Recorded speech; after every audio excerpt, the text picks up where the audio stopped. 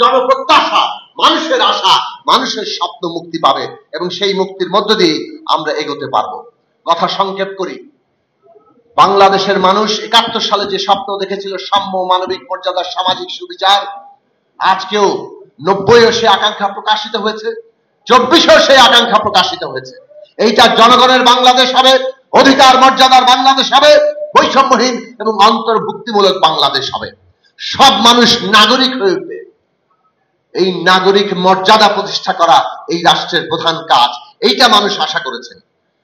এই মানুষ আশা করেছেন যে ক্ষমতা ব্যবহার করে কেউ আর সমস্ত কিছু দখল, লুটপাট করে নিতে পারবে না, বিদেশে টাকা পাচার করতে পারবে না। ক্ষমতা ব্যবহার করে এই দেশের মানুষের অধিকার, মর্যাদাকে কেউ ভুলণ্ঠিত করতে পারবে না। সেই জায়গাকেই আমাদের এই আন্দোলনের, এটা বিশেষভাবে আমরা দাবি করব যে ২৪-এর আন্দোলনের রাজনৈতিক সচেতনতা এই জায়গায় আগের যে কোনো আন্দোলনের চাইতে রাষ্ট্রের চরিত্র কি হবে সেটা এই আন্দোলনের গুরুত্বপূর্ণ লক্ষ্য ছিল। রাষ্ট্র গণতান্ত্রিক করতে হলে ক্ষমতার ভারসাম্য এবং জবাবদিহি লাগবে, সেটা এই আন্দোলনের মধ্যে লক্ষ্য হিসেবে সামনে এসেছিল এবং সেই লক্ষ্যই ২৪-এর গণ অভ্যুত্থানে আরো প্রসারিত হয়েছে।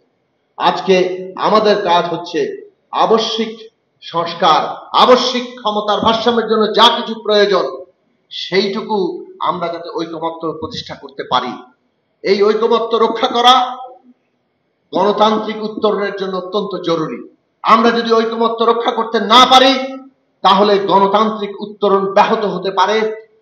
নানাভাবে পতিত ফ্যাসিস্টরা, তার বিদেশি দোসররা পুরো প্রক্রিয়াকে তারা নানাভাবে ক্ষতিগ্রস্ত করতে পারে। নানান লক্ষণ আমরা দেখছি। মিটফোর্ডে যেভাবে একটা হত্যা করা হয়েছে এবং যেভাবে তার ভিডিও ফুটেজ, ন্যারেটিভ হাজির হয়েছে, পরিষ্কারভাবে ষড়যন্ত্র চলছে। যেভাবে গোপালগঞ্জে হামলা হয়েছে, দেশে অস্থিতিশীল পরিস্থিতি দেখানোর জন্য ষড়যন্ত্র চলছে। মনে রাখা দরকার, আজকে বিচার, সংস্কার এবং নির্বাচন, এই তিনটা জিনিসই আমাদের রাজনৈতিক উত্তরণের অপরিহার্য বিষয়ে পরিণত হয়েছে। আমরা বিচার চাই, আমরা সংস্কার চাই এবং আমরা সংস্কার সম্পন্ন করার জন্য নির্বাচন চাই। নির্বাচন ছাড়া সংস্কার সম্পন্ন হবে না, জনগণের অংশগ্রহণ ছাড়া সংস্কার সম্পন্ন হবে না। কাজেই কোনোভাবে নির্বাচনকে ব্যাহত করার চেষ্টা আসলে বিচার এবং সংস্কারকেও ব্যাহত করার চেষ্টা। কাজেই যেহেতু বিচার এবং সংস্কার এবং নির্বাচন আজকে বাংলাদেশের জাতীয় স্বার্থে পরিণত হয়েছে, এটাই দেশের জনগণের এবং জাতির প্রধান স্বার্থ। যারাই এটাকে ক্ষতিগ্রস্ত করার চেষ্টা করবে তারা আজকে জাতির শত্রুতে, জাতীয় স্বার্থের বিরুদ্ধে অবস্থান নেবে। কাজেই সরকারকে আমরা পরিষ্কার করে বলতে চাই, মানুষের আকাঙ্ক্ষা কি সেটা আমরা চেষ্টা করছি ঐকমত্যে পৌঁছার। যতটুকু ঐকমত্য হবে সেটা সবাই বাস্তবায়ন করার জন্য অঙ্গীকার করবেন। আর আরো প্রসারিত আকাঙ্ক্ষা নিয়ে জনগণ সিদ্ধান্ত নেবেন এবং সেটা নির্বাচনের মধ্য দিয়ে হবে। যারা জনম্যান্ডেট পাবে তারা সেটা বাস্তবায়ন করবেন। এই রাজনৈতিক প্রক্রিয়া সম্পন্ন করা আপনাদের দায়িত্ব। এর বাইরে অন্য কোনো কিছু করলে জনগণ আজকে আবার রুখে দাঁড়াবে। এই দেশ বাঁচাবে, জনগণ বাঁচাবে।